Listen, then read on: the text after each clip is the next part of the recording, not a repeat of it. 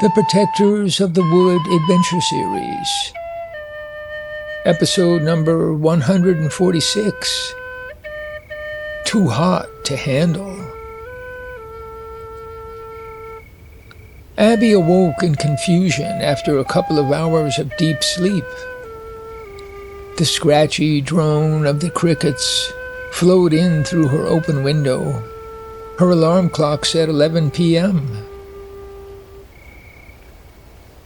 I am starving, and my counter is full of food, vegetables, and fruits from my forest garden. While I decide what to cook, I'll drink this lemon cuke. Let's see.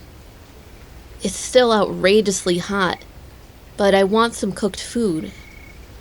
Out with the frying pan, chop an eggplant, a potato squash, and a turnip. Fry in olive oil.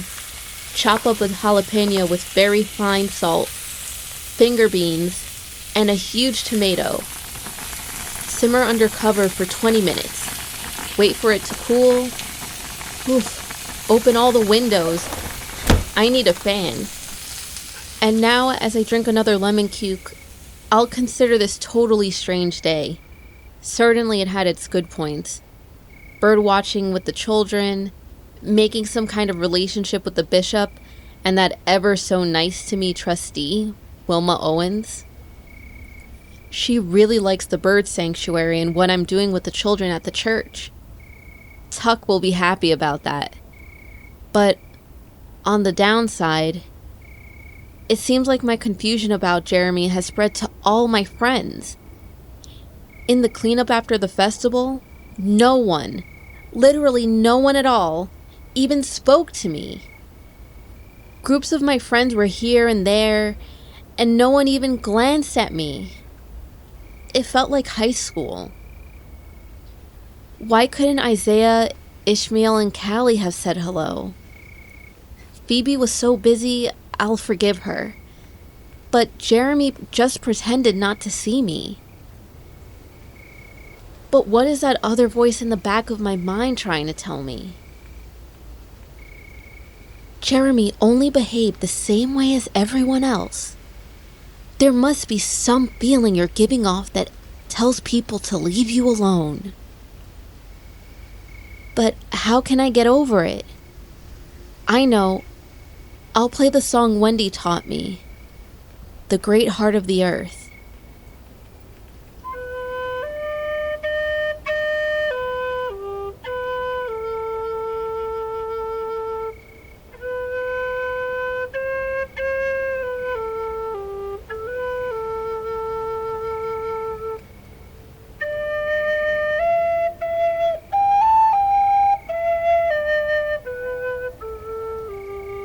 Go ahead and eat your food. This vegetable concoction is just what you need. You haven't been eating right. This is delicious, and I'll wash it down with another lemon cuke. But now I've only got one left. Jeremy didn't even bring me the other bags as he promised. If he'd brought it, he would have to have said hello and actually look at me. Too much to ask. Oh, I've got to stop this. I'm going around in a circle. Let me do something serious that really needs doing. A list of problems to watch out for over the coming week. There's no doubt about it. It's do or die week. I'll try my best. But if it doesn't work out, what have I lost? What if the wrong person is elected as church trustee? If Becky Scudder is elected, they'll vote to get rid of Tuck and then get rid of me. And I'll need to find a new home. All of my efforts will be a failure. The Green Man said that I had a special mission and that he's my guardian. And Wendy said that I'll be her representative between heaven and earth. Wendy's mission for me seems way beyond my control. And I'm not in the driver's seat. If it all falls apart, I'll just quietly work in Sunny's garden, support my parents, and ask Yuvia and Diego to teach me to sail. That path looks a lot more appealing than what I'm doing now. My special mission, Wendy calls it. As Abby fell asleep, she dreamed of Wendy and her night under the stars when she met the beings.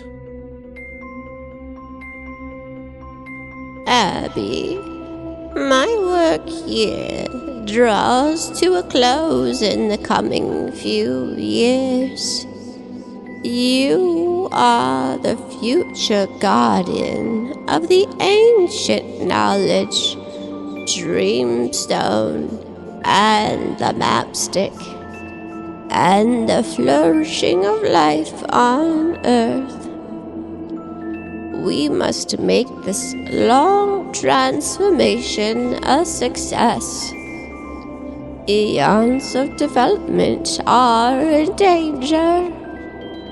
I am old, but you are young and already on the path. Wendy, I'm just one person among many. A sudden sound from the raccoons outside in the churchyard awoke Abby from her vivid dream of Wendy. She remembered that she had to be at the preschool at 9 a.m., and so she set her alarm.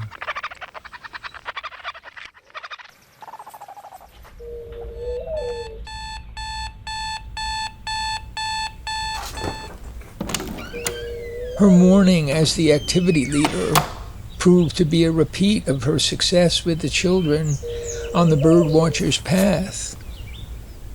All the same children attended, and the sweltering heat was unchanged. From the moment of her arrival at the old farmhouse, the children made it clear that they intended to show Abby their wild area and their cave. Abby gladly gave up any idea of garden work, and the children ran the show. Can we visit the secret place? I want to see the birds, please. I want to see the birds again. I want to hear the birds. Rob obviously approved of the whole activity and accompanied them the entire time. At 12:30, the children had lunch, and it was time for Abby to go. The beginning of her new job had gone well. Back in the churchyard, she realized that the brutal heat had dried out the soil. She spent an hour carrying the watering can, wondering why the churchyard possessed no hose to make the job easy. The glare of the sun was intolerable. Even the stalkers were indoors, probably near an air conditioner. As she was finishing the job, Reverend Tuck came out to thank her for a spectacular success the previous day. You were popular. The parents, the children, even Bishop Beckett praised you to the skies. And I saw you with Wilma Owens. I didn't dare intrude, but I could see you were making progress. Now, there's a very sensitive problem for the church. Wilma Owens is probably the most powerful member of our congregation, even though she keeps a very low profile. Tuck expected a reply, but Abby just stood there sweating. Whew. How about a tall glass of lemonade with ice? It's too hot out here. Abby followed him inside to his air-conditioned dining room. He poured lemonade, sliced a couple of apples, and brought out a plate of cheese and smoked salmon and a loaf of bread. Abby got to work sampling everything, and Tuck poured more lemonade. Don't forget, my mother is coming tomorrow afternoon to work with you on your financial problems. Try to have all the relevant documents ready for her. She'll be very helpful if you lay out the whole situation. But it's not enough to describe things. For her, you need documents, papers, bank statements, bills, records, income tax forms, whatever. The more paper you give her, the happier she'll be. Easier said than done, but I hear you. He gave her a closer look. But are you okay? I didn't see you after the event yesterday, and now you seem, I don't know, different than usual. Well, I am different. This is all too tense for me.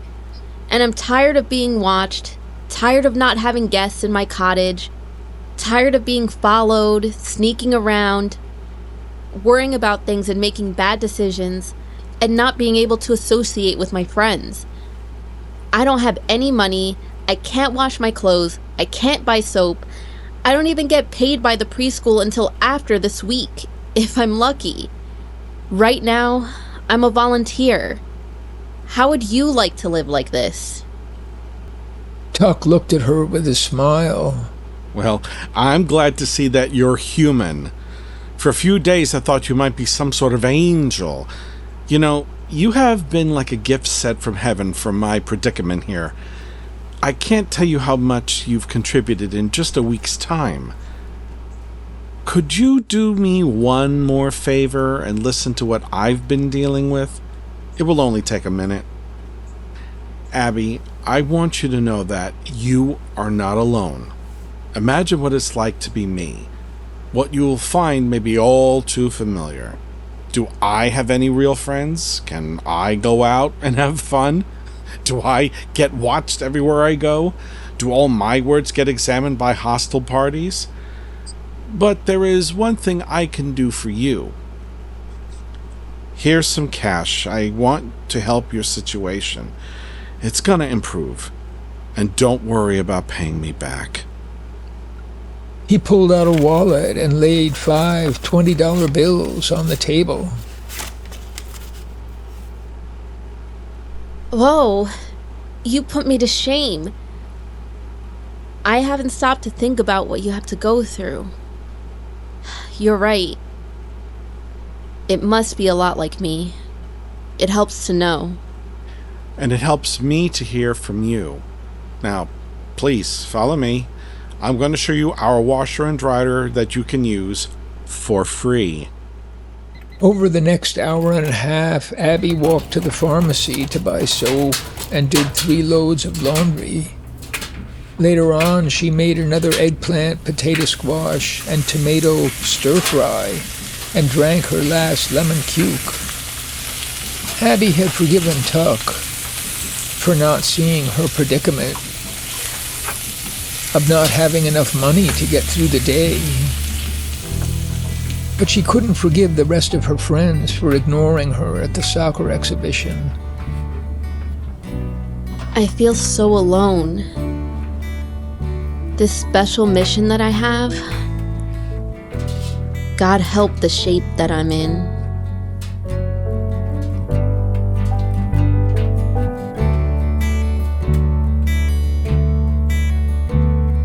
Sometimes I'm walking on rainbows. Sometimes I'm locked underground. But if I hear you say it's all okay, there's nothing compares with that sound. I'm lost, but now I'm found. God help the shape that I'm in. God help the shape that I'm in. Just come back to me. I'll be yours for free. I'll do all the good I can do. It's just that I need you. I care about a lot of things, I guess. I try and I try just to do my best. But if it's not right with you, there's nothing I can do. I'm lost before I begin. God help the shape I'm in. God help the shape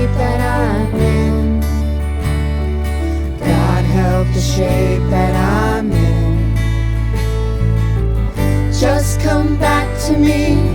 I'll be yours for free. I'll do all the good I can do. It's just that I need you. Sometimes I'm stumbling through my day, and there's no light upon the way. There's nothing I can see, it's dark as can be. Hold my hand and see me through. I'm lost if I don't have you. God help the shape that I'm in. God help the shape that I'm in. Just come back to me. I'll be yours for free. I'll do all the good I can do. It's just that I need you. God help the shape that I'm in. God help the shape that I'm in. Just come back to me. I'll be yours for free. I'll do all the good I can do. It's just that I need you.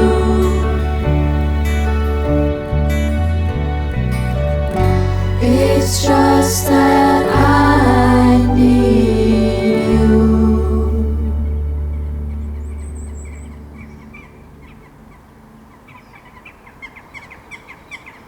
Thanks for listening to the Protectors of the Wood Adventure Series. Support us on Patreon at Protectors of the Wood. And to all the eco-warriors out there, remember that everyone can make a difference, and every action counts.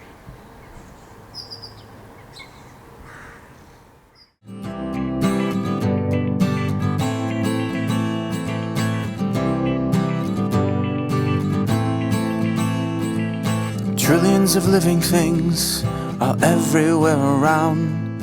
Our lives are all planted deep into the sacred ground. There's everything to love and everything to fear. It's planet Earth in the universe and nature lives here. It's planet Earth in the universe and nature lives here. It's planet Earth in the universe and nature lives here. It's planet Earth in the universe and nature lives here. And nature lives here.